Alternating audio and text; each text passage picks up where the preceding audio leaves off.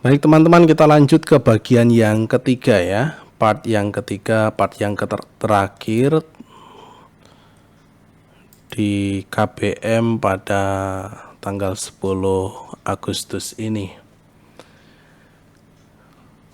Nah teman-teman, bahwa saya katakan tadi, Sumatera memiliki kekayaan di bidang rempah, di bidang pertanian, perkebunan, sehingga bangsa Eropa berniat untuk menguasai perdagangan di daerah Sumatera.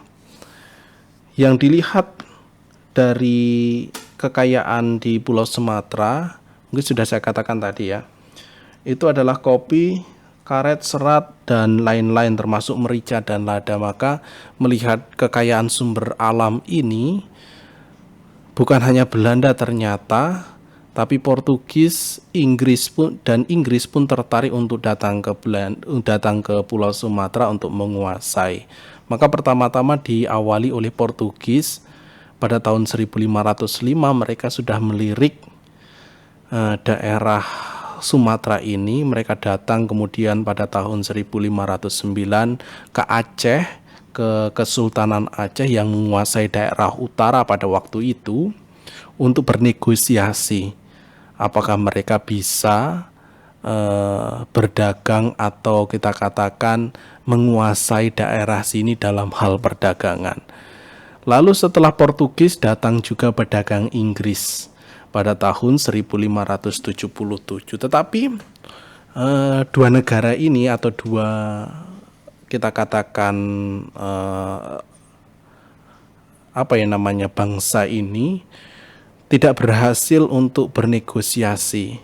Nah, pada tahun 1599 Belanda juga berminat untuk menguasai perdagangan di daerah Pulau Sumatera. Mereka datang ke Aceh dan mereka dinyatakan berhasil menaklukkan atau menguasai atau memonopoli daerah Sumatera ini dengan kekayaan alam yang dihasilkan. Terutama pada waktu itu mereka fokus pada merica dan lada. Dan pada tanggal 20 Maret 1602 mereka atau Belanda ini kemudian mendirikan VOC. Dan ketika Inggris pun mau masuk lagi, mereka tetap dinyatakan gagal karena mereka tidak mampu bersaing dengan Belanda yang perusahaannya atau kekuatannya mengalahkan pedagang-pedagang seperti Portugis dan Inggris. Dan kita tahu bahwa VOC itu adalah perusahaan dagang, perusahaan besar yang pada waktu itu menguasai Indonesia secara umum, Hindia Belanda kita katakan, tidak terkecuali di Pulau Sumatera ini. Maka pada tahun ini ketika mereka mendirikan perusahaan dagang yang bernama VOC, Verenigde Oost-Indische Compagnie ini, mereka mengeluarkan semacam keputusan atau piagam yang di dalamnya ada dua hak. Yang pertama hak memonopoli dalam perdagangan, yang kedua adalah hak tentang kedaulatan.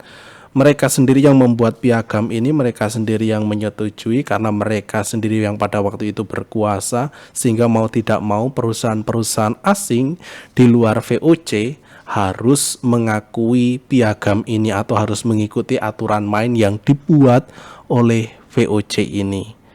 Nah, hak untuk monopoli untuk berdagang pasti terkait dengan hasil rempah yang pada waktu itu dihasilkan di daerah Sumatera ini. Nah, hak kedaulatan ini ada berapa ya? Ada 6 saya kira ya. Ada 6 yang juga harus diterima atau diakui oleh pedagang-pedagang asing di luar Belanda, yakni memiliki angkatan perang, mengumumkan perang dan mengadakan perdamaian, merebut dan menduduki daerah-daerah asing di luar Belanda, memerintah daerah-daerah tersebut, menetapkan dan mengeluarkan mata uang sendiri, dan memungut pajak. Itu hak dari VOC yang harus juga diterima oleh perusahaan-perusahaan asing di luar Belanda. tidak terkecuali untuk Inggris dan Portugis yang pada waktu itu juga ingin masuk dan menguasai Pulau Sumatera. Sekali lagi VOC ini perusahaan besar yang sekali lagi juga untuk menguntungkan mereka, melindungi mereka dari ketatnya kita katakan ya, persaingan dari perdagangan pada waktu itu, terutama yang dari Eropa ingin ikut menguasai perdagangan di Hindia Belanda. Mereka terganjal dengan kekuatan besar dari VOC atau dari perusahaan yang didirikan oleh Belanda itu sendiri. Jadi itu teman-teman, saya kira masih bagian pengantar ya. Bagian pengantar, hanya mau saya tegaskan aja di akhir video ini bahwa penjelasan ini dicoba sekali lagi bukan semata-mata untuk menjelaskan perjuangan kebebasan atau kemerdekaan kita, tapi nanti kita hubungkan dengan bagaimana misionaris Katolik memperkenalkan kekristenan kepada orang-orang yang ada atau masyarakat yang ada di Hindia Belanda. Jadi kita tidak mempelajari sejarah ini secara umum, tetapi kita mempelajari sejarah waktu penjajahan atau sebelum kemerdekaan, tetapi yang terkait erat dengan misi kekristenan.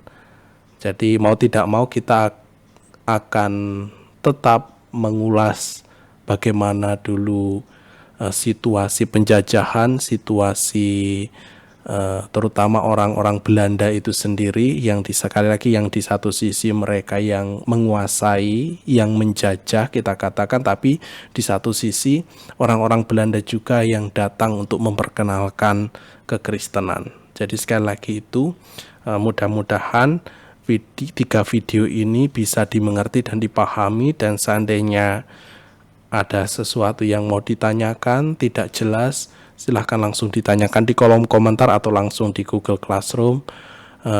Di pertemuan-pertemuan selanjutnya akan coba saya jawab satu persatu.